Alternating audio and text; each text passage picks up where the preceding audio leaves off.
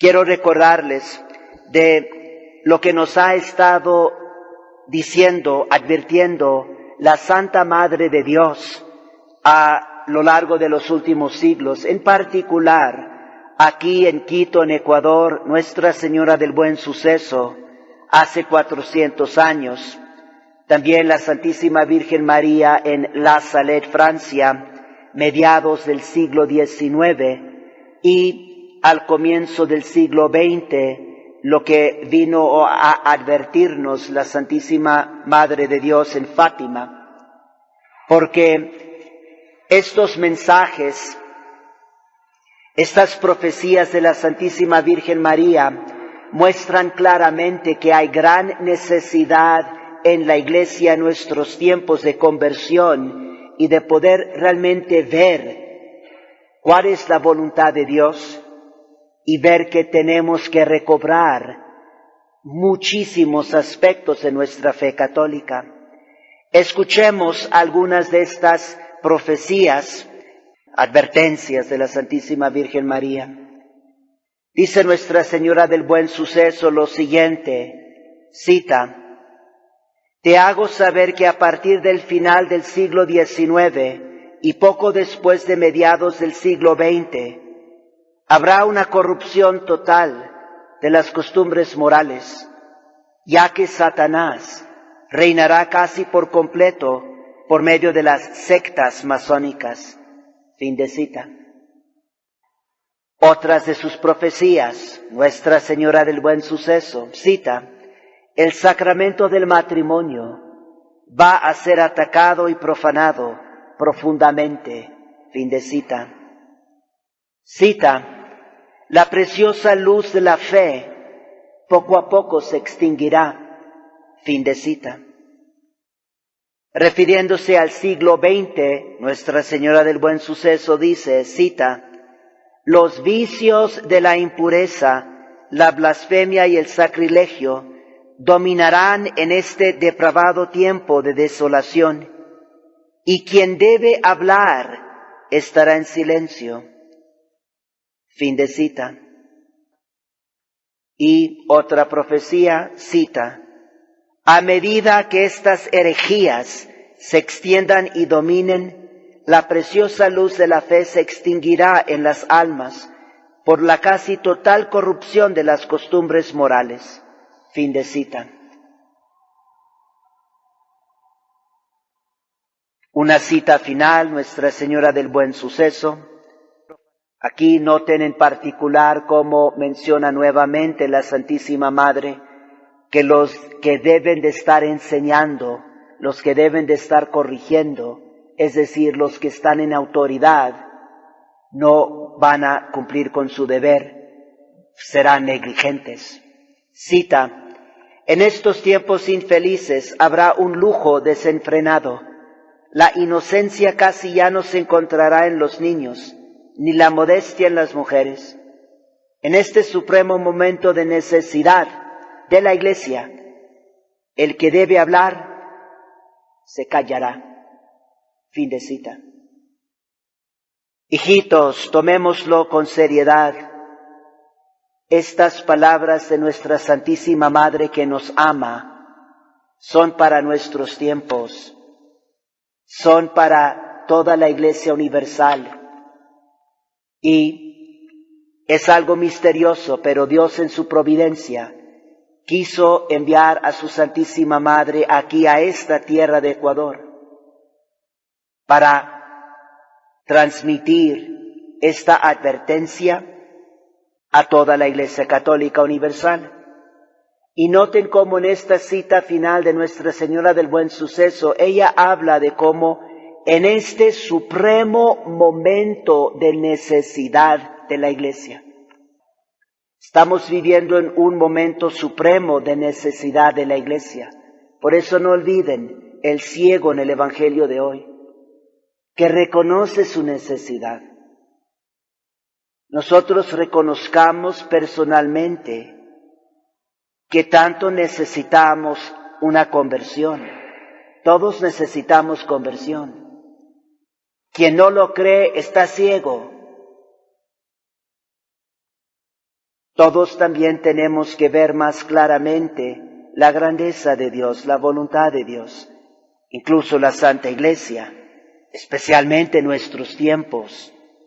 Este es un supremo momento de necesidad de la Iglesia, que ella necesita recobrar su fe, necesita recobrar su culto, la Santa Misa, el rito antiguo. Escuchen lo que Nuestra Señora dijo en La Salette, Francia, 1846. Cita: muchos abandonarán la fe y el número de sacerdotes y religiosos que se separarán de la verdadera religión será grande. Entre estas personas se encontrarán incluso obispos. Fin de cita. Otra cita. En el año 1864, Lucifer con gran número de demonios serán desatados del infierno. Abolirán la fe poco a poco, aun entre las personas consagradas a Dios.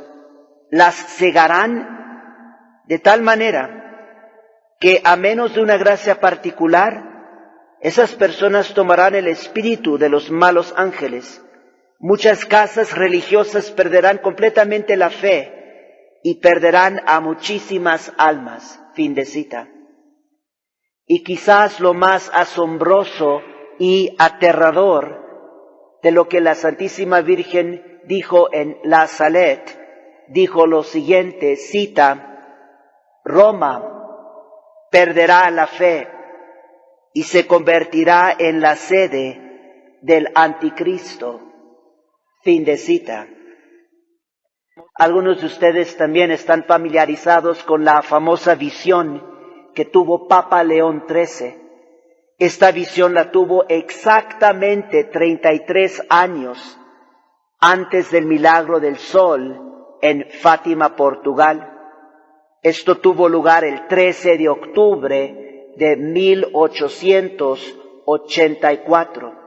Y en esta visión Papa León XIII oyó una conversación entre nuestro Señor Jesucristo y Satanás, donde el Señor, también misteriosamente, le permitió mucho más poder a Satanás, básicamente por el siguiente siglo.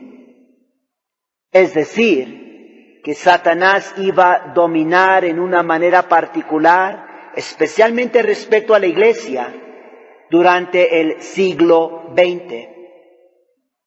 Y les recuerdo de algo también importante, muchos no se dan cuenta o no conocen esto, pero esto respecto al mensaje de la Santísima Virgen María en Fátima. El cardenal Eugenio Pacelli, que fue el futuro Papa Pío XII, él dijo lo siguiente referente a el mensaje de la Santísima Virgen en Fátima. Dijo, cita: los mensajes de la Santísima Virgen a Lucía de Fátima me preocupan. Esta persistencia de la Virgen sobre los peligros que amenazan a la Iglesia es como un aviso del cielo contra el suicidio de alterar la fe en su liturgia, en su teología y en su alma. Fin de cita. Y esto lo estaba diciendo el cardenal Pacelli, básicamente unos 25 años antes de que, después del Concilio Vaticano II, precisamente se alteró la fe en la liturgia, en la teología y en el alma de la Santa Iglesia. Y no olvidemos cómo Papa Pablo VI, después del concilio, unos años después, él también habló de la autodestrucción de la Iglesia. Recordemos estas palabras. Cardenal Pacelli, hablando del suicidio, donde la Iglesia altera su fe en su liturgia, en su teología y en su alma, y Papa Pablo VI hablando de autodestrucción, autodemolición. Esto quiere decir que estos ataques del enemigo contra la Iglesia no son únicamente por afuera, sino especialmente por adentro. Eso es lo que significa suicidio. que uno mismo se está destruyendo. Eso es lo que quiere decir autodestrucción. Palabras de Papa Pablo VI. Urge que nosotros como católicos le pidamos al Señor que abra nuestros ojos y que abra nuestros corazones para que deseemos y busquemos la gracia de Dios para una verdadera conversión. Recuerden, cuando se trata de la verdadera misericordia de Dios, hay conversión. Las personas rechazan el pecado, dejan el pecado atrás para vivir vidas más santas, más puras, más fieles a Dios y a la Santa Iglesia.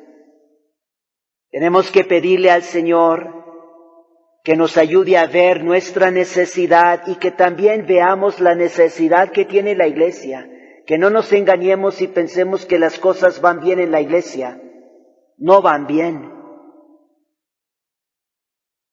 Hagamos todo lo posible para empezar a recobrar todos los aspectos de nuestra fe católica que se han ido perdiendo, comenzando con la Santa Misa. Hay que recobrar la misa tradicional en latín.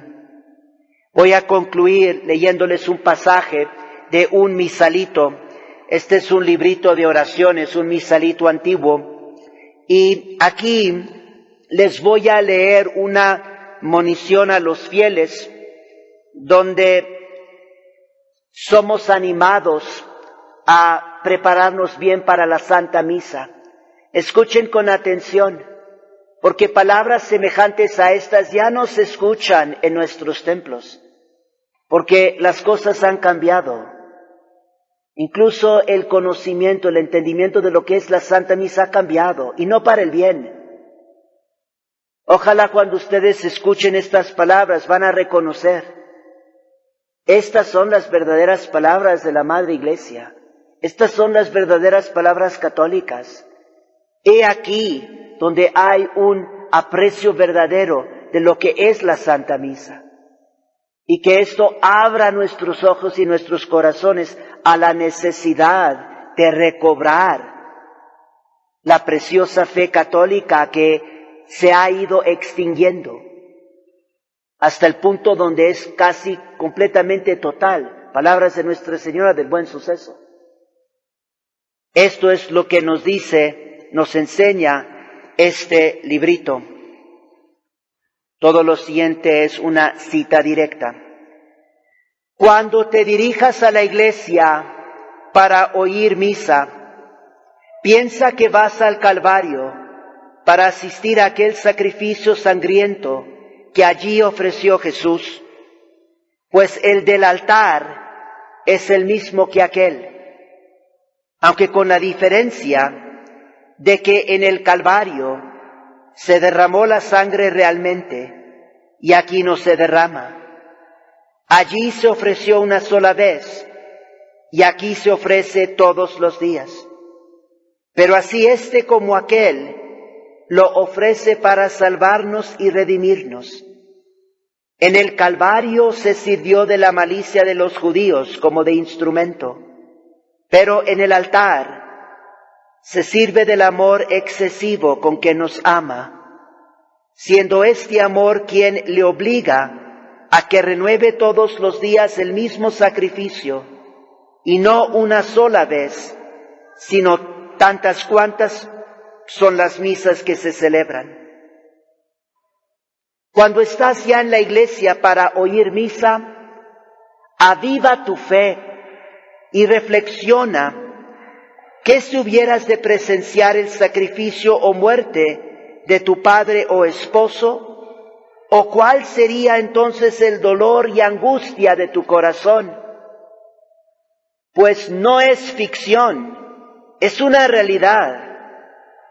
Cuando oyes misa, te hallas presente al sacrificio y muerte de tu Padre y del esposo de tu alma, Jesús. Si los cristianos ocupasen su entendimiento en estas verdades, Imposible, no reirían, ni parlarían, ni dormirían, ni cometerían las mil y mil irreverencias que con harto dolor de la religión y escándalo de los pequeñuelos se están cometiendo todos los días en nuestros templos. Pidamos con mucha fe que el Señor tenga piedad de nosotros, que tenga piedad de su Santa Iglesia, que nos ayude a ver la realidad de todo lo que está sufriendo la Santa Iglesia, de ver también la realidad de cómo se ha ido extinguiendo más y más la fe católica, especialmente en nuestros tiempos, tal como lo predijo y advirtió la Santísima Virgen María, aquí en Quito, al comienzo del siglo XVII, en La Salette, Francia, mediados del siglo XIX, y al comienzo del siglo XX, en Fátima. En el nombre del Padre, y del Hijo, y del Espíritu Santo. Amén.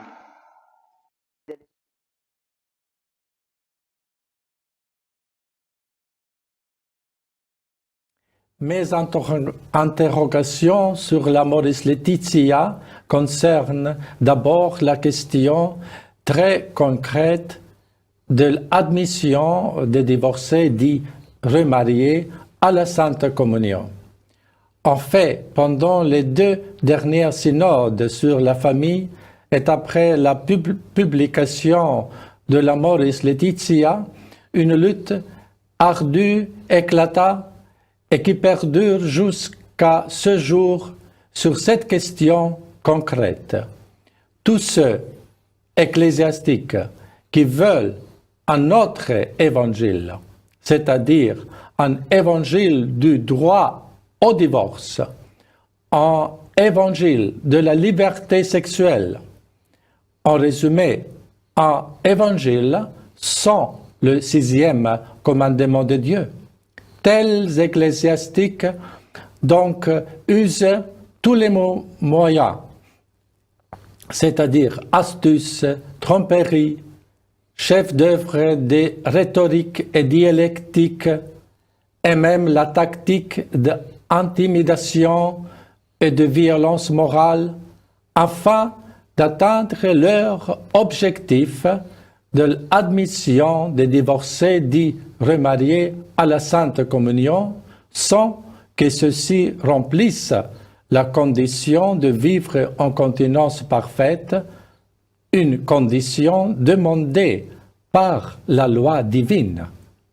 Une fois cet objectif atteint, même limité au cas dit de discernement exceptionnel, la porte est ouverte à l'introduction de l'évangile du divorce, de l'évangile sans le 6e commandement. Et ceci ne sera plus l'évangile de Jésus, mais un anti-évangile, un évangile selon ce monde, même si un tel évangile soit embelli avec la cosmétique des paroles comme miséricorde, affect maternel ou accompagnement. Dans ce contexte, on doit rappeler une exhortation apostolique, celle de Saint Paul, qui avait dit « Mais quand nous-mêmes, quand un ange du ciel annoncerait un autre évangile que celui que nous vous avons prêché, qu'il soit anathème. » Lettre aux Galatiens. The problem is that to engage in sexual union with someone who's not your spouse is a grave sin, and to live in such a state publicly means that one cannot have access to the sacraments because he or she is not living according to the truth of Christ. And there's no way that the church can give permission for someone to do something which Christ himself does not give us permission to do. Father Antonio Spadaro, who is a very close collaborator with the Pope, in fact, he's his ghostwriter on a lot of these documents, he has really become the vanguard of taking down the critics of Amoris Laetitia, or anyone who would even question the thinking here or the doctrine that's implied through these pastoral adjustments. Spadaro said, and I quote, and I think he's talking about you, that these questions, the dubia that you presented to the Holy Father, is an attempt to ramp up the tension and create division within the Church. Is that what you're trying to do? No, in fact, we're trying to address the division which is already very much ramped up, to use his phrase. Everywhere I go, and as many faithful priests and bishops and lay faithful whom I speak are in a state of very serious confusion on this matter. And priests tell me that one priest is telling the faithful one thing in confession, another priest another thing. Only when these questions, which we have raised according to the traditional manner of resolving questions in the Church, which have to do with very serious matters, only when these questions are adequately answered will the division be dissipated. But as is happening right now, as long as this continues, the division will only grow, and of course the fruit of division is error, and here we're talking about the salvation of souls, people being led into error in matters which have to do with their eternal salvation. And so Father Spadaro is very much in error in that affirmation. Spadaro also said that, look, the Pope does not answer binary questions presented to him. And I want to quote this. He says, he answers sincere questions from pastors. Were you offended by that? Yes, very much so. The popes have always, all along the centuries, I'm a student of the Church's discipline. It is the role of the Pope as the pastor of the Universal Church, as the guardian of the unity of the bishops and of the whole body of Christ, to respond to such questions. And to suggest that posing these questions is a sign of insincerity is deeply offensive.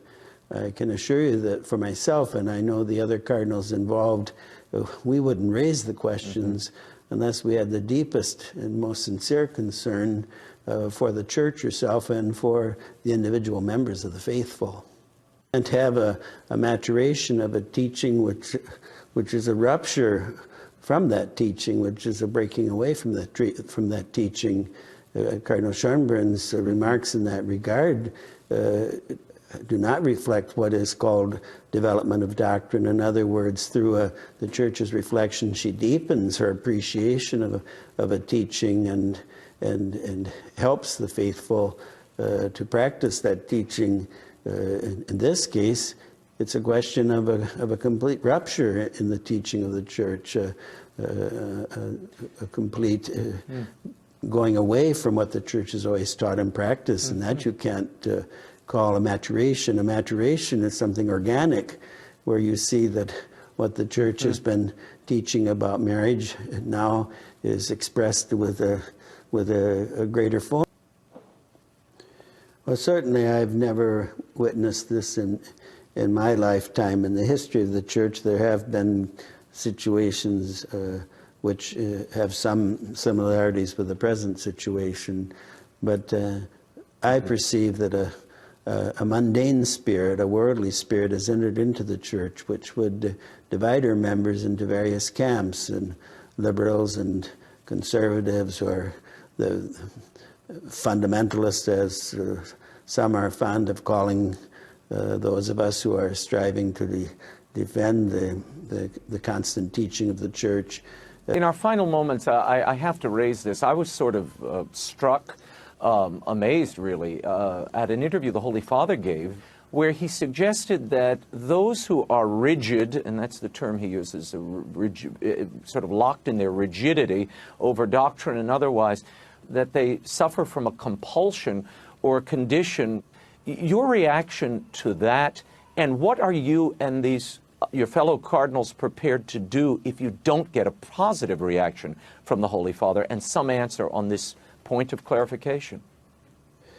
Well, first of all, our presentation of the 5 questions is done with great serenity and with great respect. They are not the reactions of people who are suffering from emotional disorders. That we're very deeply concerned about the truth of the doctrine of the faith, and its integrity is not a sign of illness. What will we do? We have to continue to serve the truth with charity, and so especially those of us who are cardinals, who are the principal advisors of the Holy Father, have a very solemn obligation to defend the Church from these kind of attacks at her very foundation. I mean, we have to remember that we're talking about the teaching about marriage and its fruit, the family, and to attack that teaching is to destabilize the whole Church and society in general.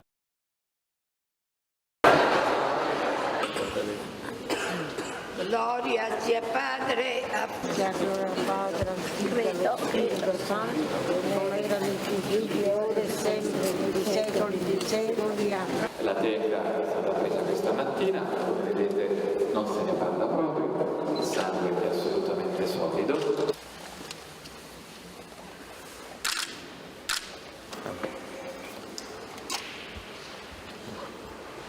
Niente.